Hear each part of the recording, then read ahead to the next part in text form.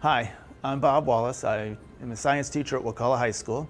I teach just about any kind of biology that we have here.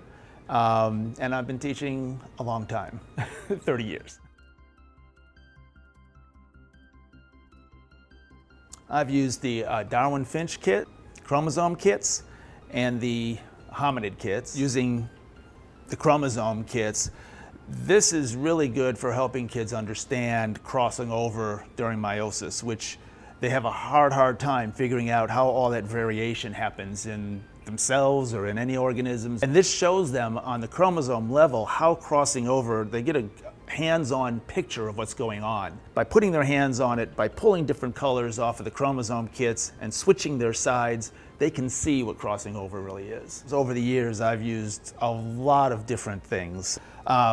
I have done drawings on boards, little magnets, I've used beads. The beads go bouncing all over the place.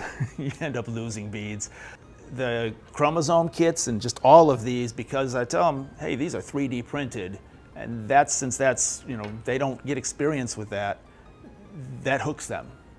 I use a lot of the 3D printed materials for evolution. I can use these kits to start the lesson, start with inquiry. Kids you can just take these beaks and set them out on the table and say, okay, kids, go figure out what's going on over there.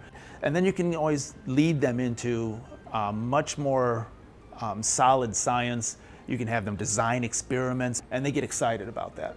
The students get to put their hands onto actual materials.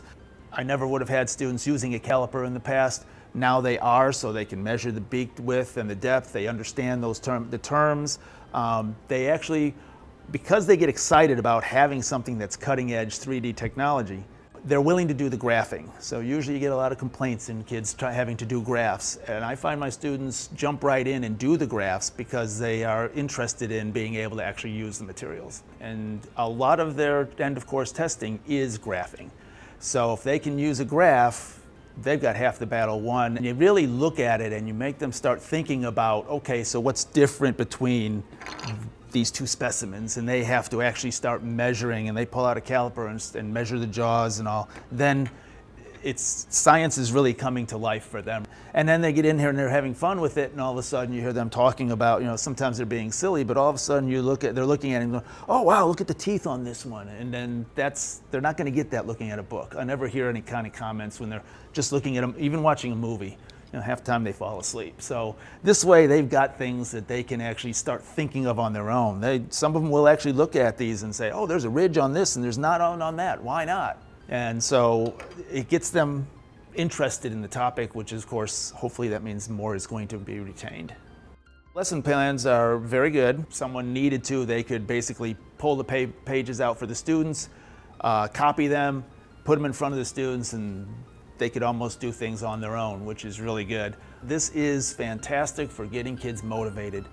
And so if nothing else, if you've used other materials and other kits, if nothing else, this gets kids that are otherwise not interested in doing anything motivated. So yeah, I would highly recommend at low cost and simple to use, and you can take this and run with it.